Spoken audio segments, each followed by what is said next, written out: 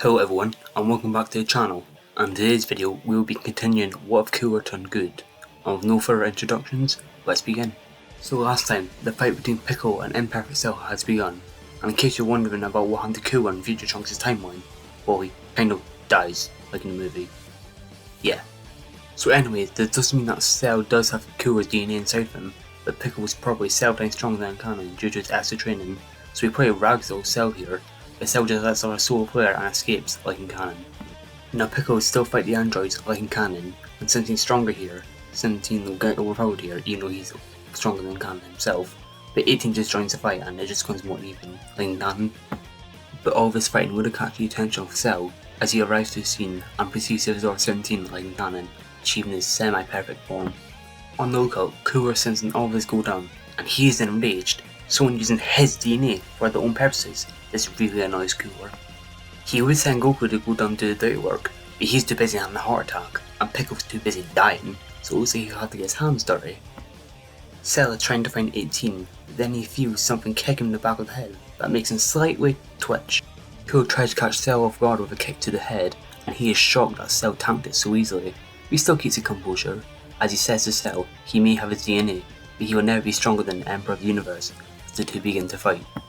But unlike what Cooler said, this fight is completely in Cell's favour as he ragdolls Cooler, but Cooler brings out his most powerful technique, the Supernova, as he throws at Cell. Much like Cooler done in his movie, Cell casually flies through the Supernova while destroying it, as he knocks out Cooler with one single powerful punch to the face. Now events will play out as usual. TM will try to hold off Cell, and Vegeta and Trunks will still come and beat up Cell, but events will still happen as normal, as Cell achieves his perfect form. Cell turns to Trunks and says to get Earth's strongest warriors together and train them up, because he's going to make a tournament. Training for a tournament starts like normal. Goku and Gohan go in the chamber first and still unlock Super Saiyan Grade 4 like in canon. But things change once Piccolo goes in the time chamber. Instead of going in by himself, Piccolo is joined by Cooler, and in the time chamber, Cooler does some training, but he mainly tries to push Piccolo to his limits so he can have a decent challenge. During their time in the time chamber, Piccolo learns a little about Cooler and how he was neglected by his father because he wasn't stronger than his brother, and that's why he wants to be the strongest being in the universe to prove his father wrong. This makes Piccolo feel sympathetic towards Cooler, but Piccolo tells Cooler how he was a reincarnation of his father and how he was made to rule the world, but then Goku got on his way and defeated him in the fight. But Goku spared him as he saw good in Piccolo, and maybe he spared Cooler for the same reason, and after all this, maybe he can change as well. This makes Cooler let out a genuine smile as he says, "Sure, that does sound nice." Okay, time for some power scaling of the main fighters. The order goes Cooler as the strongest, then Gohan, Piccolo, Goku, Vegeta, and Trunks. So the first match will go the same as Goku fights Cell and loses, but instead of Gohan going next, Cooler insists that he should go next as he has a score to settle with Cell. Cell tells Cooler that he won't be able to do anything to him. What's he gonna do? Stomp on him again? Cell is quickly cut off as Cooler slams his knee into Cell's face while saying, "Let's see if you really are the perfect being."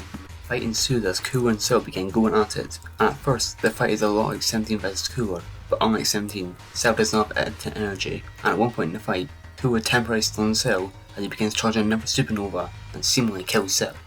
Cooler powers down and shoots a smirk at the Z fighters, but a smirk is turned into a face of shock as a death beam goes right through Cooler's body as he cuts to the ground, unconscious.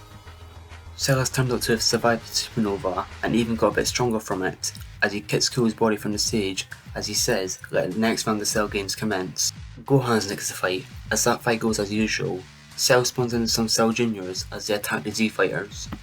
But unlike in canon, the Z fighters are able to hold off the Cell Juniors much better, and even people like Goku and Piccolo are able to kill some.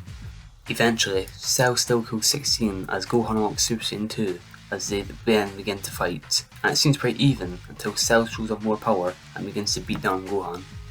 Cell even turns to the Z fighters and tells them to all jump in as all of them together might pose a challenge to him. Before everyone jumps in, Cooler wakes up and says to Cell it'll take a lot more than a hole through his chest to kill him as he eats a sensor beam and charges in with everyone else. Cell bit off more than he can chew as he begins to struggle with all these powerful fighters beating down him at once, so he powers up to full power and with a single attack knocks out Piccolo, Goku, Trunks and Vegeta, and only Gohan and Cooler are left to stand. Cell said that it's been fun, but he thinks maybe he should put an end to the Cell games as he begins charging a Kamehameha.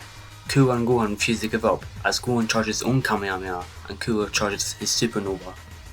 They all scream as they launch their attack, and surprisingly, Cell is overpowering their attack. At one point in the fight, Kuro tells Gohan that he has a plan, but he needs Gohan to go full power for it to work.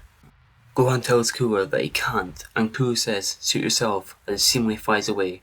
Gohan is trying his best to overpower Cell, as he actually goes full power and temporarily even the key struggle. Cell, thinking that Kuro ran away, says that he'll find Kuro after he kills Gohan and kill him for being a coward. But then, Cell feels a sharp pain as Kuro snuck up behind Cell and launched 2 death saucers that cut Cell's arms clean off. And since Cell doesn't have enough time to regenerate, Gohan wins the beam struggle as his beam engulfs Cell in the blast as he screams in pain as he's seemingly disintegrated. Kuro and Gohan both power down, exhausted, and collapse to the ground. And with this conclusion to the Cell games, this is where we'll leave off.